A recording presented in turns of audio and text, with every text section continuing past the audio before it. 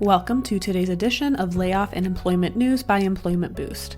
If you are an individual affected by a layoff, or if you are a company facing a reduction in force, click the link above now or in the description box below for more information about our firm's outplacement support services and how we can help you as an individual land on your feet faster and get into a new job as quickly as possible, or as an organization, how we can smooth the layoff process and assist with your reduction in force.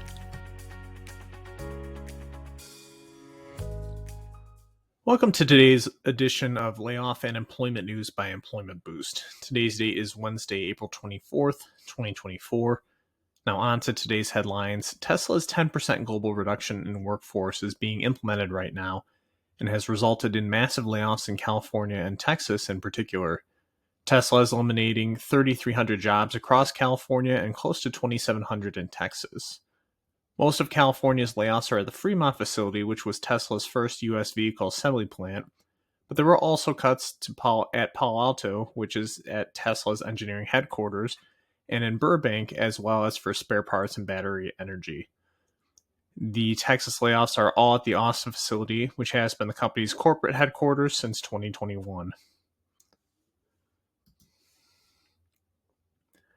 Michigan automaker Stellantis announced more layoffs earlier this week at its assembly plant in Sterling Heights. The company has not confirmed the number of employees it is cutting, but reports have stated that the number is in the hundreds. This is just a month after Stellantis laid off hundreds of white-collar workers in March. The Sterling Heights assembly plant is where the company's flagship truck model, the Ram 1500, is built.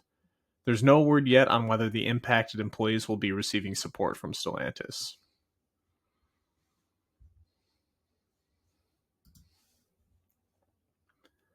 Finally, KQED, the Bay Area's best-known public broadcasting station, is offering staff buyouts in an effort to trim costs. The station, which is facing a budget deficit, might move to layoffs and/or a hiring freeze if the buyouts are not enough for cost reductions.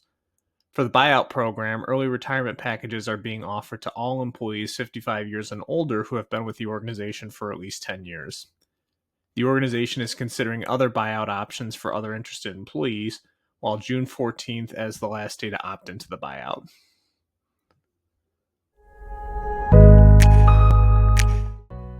Lastly, we are one of the leading global outplacement and career consultancies on the planet. If you are interested in resume assistance, career planning, or coaching assistance for yourself or your staff, please don't hesitate to reach out to me today.